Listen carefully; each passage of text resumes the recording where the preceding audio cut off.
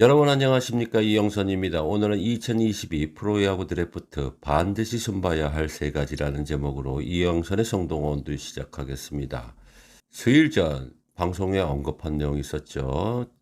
동계 훈련에 대한 내용이었습니다. 지난 방송에도 언급했다시피 대한야구 소프트볼 협회는 공문을 하달합니다. 그 내용은 이렇습니다. 동계훈련 금지에 대한 내용들이에요. 그 내용은 뭐겠습니까? 코로나19 사태가 장기화가 되니까 내년에도 일정상의 변경이 있다는 내용이죠.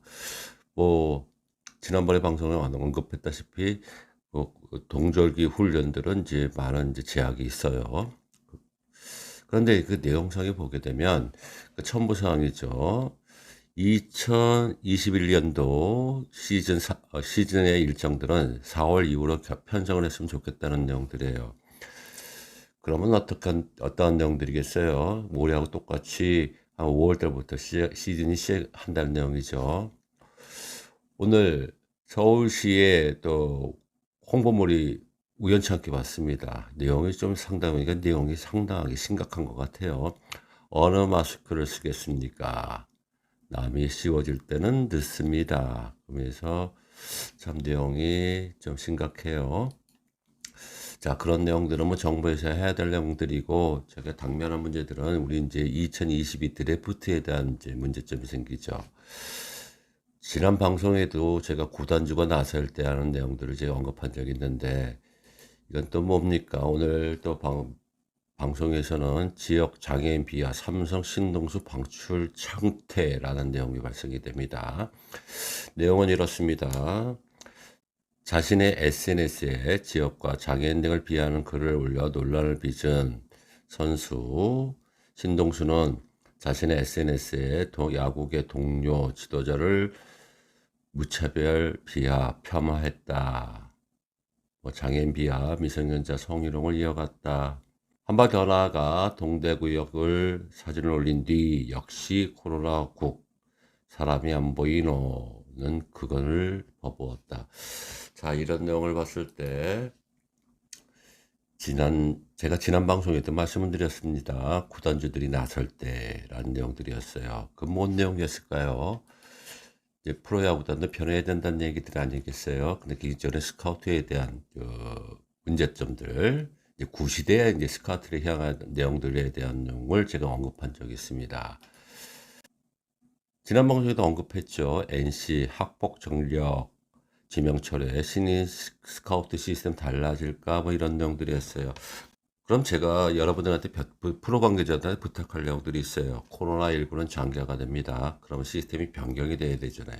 근데 예전의 방식대로 가게 되면 무슨 별반 다른 게 뭐가 있습니까? 코로나19는 계속해서 진행이 될 거예요. 내년에 일정들처럼 차질은 불가피합니다. 그래서 이번 기회에 제가 바꾸자는 내용들은 뭐가 있냐면 지난번에 학폭 전력에 대한 문제도 좀 언급했잖아요. 그럼 시스템 변경을 해야 된다고 여러분들도 고민을 한다고 얘기하시지 않았어요?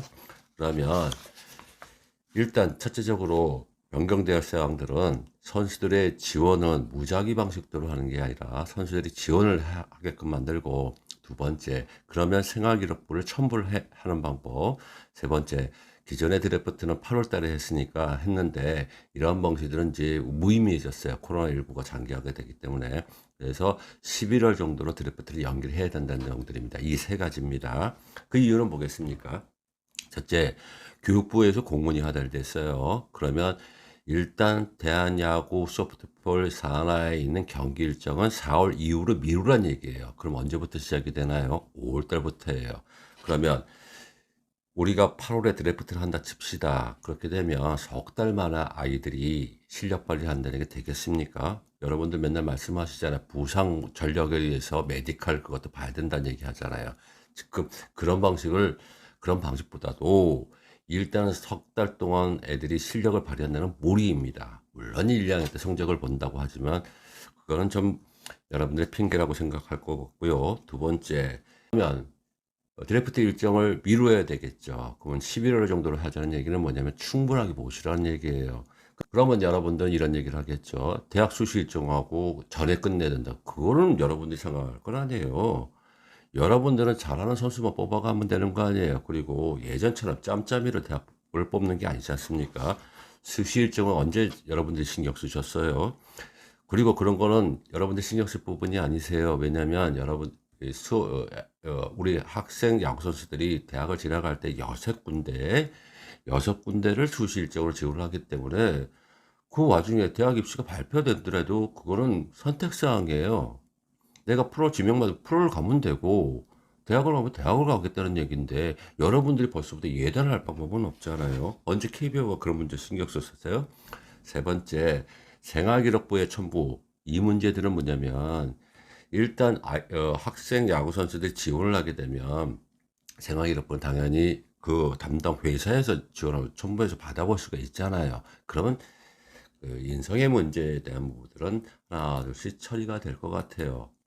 자, 그러면 여러분들 이런 얘기 하실 거예요. 뭐 사전에 그 접촉도 못하고 그다음에 개인정보 뭐 유출의 문제가 있다. 개인적인 정보의 유출을 방지하기 위해서 제가 생활기록부 첨부할 수 있는 명분을 제가 말씀드리지 않습니까? 그리고 여러분들 바뀌셔야 돼요. 옛날 매뉴얼 갖고는 안 됩니다. 세계는 코로나 전과 후로 나뉜다 분명히 제가 말씀드렸어요. 이거는 제가 말씀드리는 게 아니라 이제 세대가 바뀌었다는 얘기 아니에요. 코로나19 여러분들이 이길 수 있어요. 응? 정부에서, 아니, 서울시 시청에서, 그러니까 이 정도로 뭐 홍보 영상을 낼 때는 이거 심각성 아니겠어요? 그러면 다른 구단들은 아예 뭐 서울시 얘기냐 그럴지 모르겠지만, 이런 문구들은 정부 취작체들 다 있을 거예요. 그리고 정부에서 강력한 드라이브를 걸지 않습니까? 여러분들 코로나 이길 자신 있으세요? 그리고 개인정보 유출 이런 얘기 하지 마시고요. 신상명세서 같은 거 예전에 제가 뭐 4, 5년 전에 이런 거 어떤 학부모한테 받았는데 이거 여러분들 다 알고 있는 사실 아닙니까? 세상이 변했는데 언제까지 이런 내용들 학부모님들 직업 및 직위 구체적으로 이런 내용들이 어디 있습니까? 물론 여러분들 참고한다고 하겠지만 그 다 도는 내용들 아닙니까? 앞으로 제가 이런 얘기 말씀드리려고 뭐, 불편하다고 얘기하지 마시고요. 코로나19로 인해서 모든 경제활동, 생활습관 다 바뀌었어요. 그러면 기업 위축되죠. 여러분들 살아날 수 있는 명분을 제가 말씀드리는 겁니다. 이영선의 송동원이었습니다. 시청해 주셔서 감사합니다.